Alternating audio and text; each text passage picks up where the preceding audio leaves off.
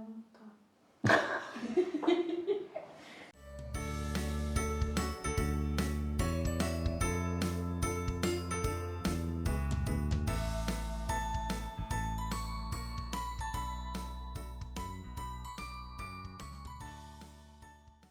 Pour moi, l'Avent, c'est un moment d'attente, joyeuse, impatiente et active.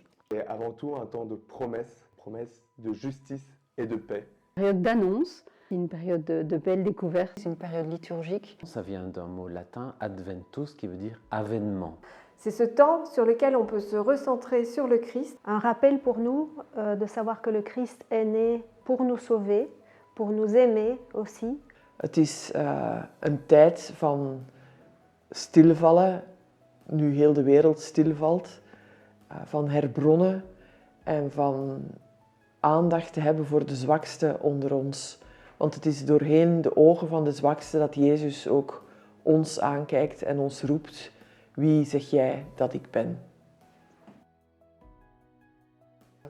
Voilà, il y a tout l'aspect folklorique autour, les symboles qui sont liés à l'Avent avec le sapin, la couronne, les 4 bougies, la crèche. C'est un moment festif aussi. On se retrouve en famille, on essaie de prier autour de la crèche. Donc c'est une période spéciale, toute colorée pour moi de lumière, mais qui se situe aussi à la fin de l'année.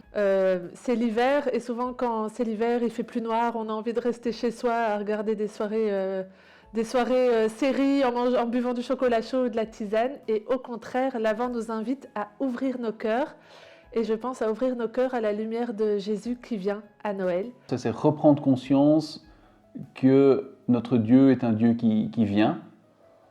D'abord un Dieu qui reviendra à la fin des temps. Le temps de l'Avent suit tout de suite après la fête du Christ roi de l'univers. Donc voilà, on a les yeux tournés vers l'aboutissement de l'histoire. Le Seigneur reviendra, il nous l'a promis. Et puis en prenant conscience que voilà, c'est un Dieu qui vient, s'interroger sur soi-même, c'est un Dieu aussi qui vient à moi, Dieu qui sans cesse vient à moi. Et donc creuser voilà, reprendre conscience que j'ai besoin qu'il vienne à moi, que j'ai besoin de ce compagnonnage avec Dieu. Et alors Saint Bernard ajoute, c'est la venue dans notre cœur. Et cet avènement-là, dit-il, les élus savent de quoi il s'agit, parce qu'ils vivent en eux cette présence du Christ. Alors le temps de l'Avent, c'est un temps justement où on veille, donc ce sont souvent des moments de veillée. C'est pour ça qu'on allume devant les autels des bougies d'Avent. Ça nous rappelle qu'il y a comme une montée vers le moment où le Christ sera accueilli. On est invité à chercher cette lumière intérieure dans nos foyers, aussi cette chaleur avec la famille, les amis.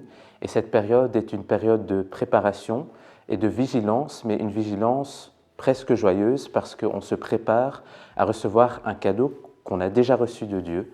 Et donc cette période de préparation qui nous appelle à la conversion du cœur, à la préparation intérieure, est aussi une période d'une petite joie, très simple mais très présente.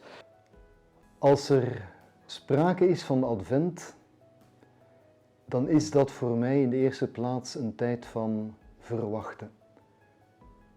Van wachten. Wij houden niet van wachten. Doorgaans zijn we erg ongeduldig, erg gejaagd en behoort het tot het meest onaangename wat we kennen, te moeten wachten. In de file, aan de kassa, noem maar op.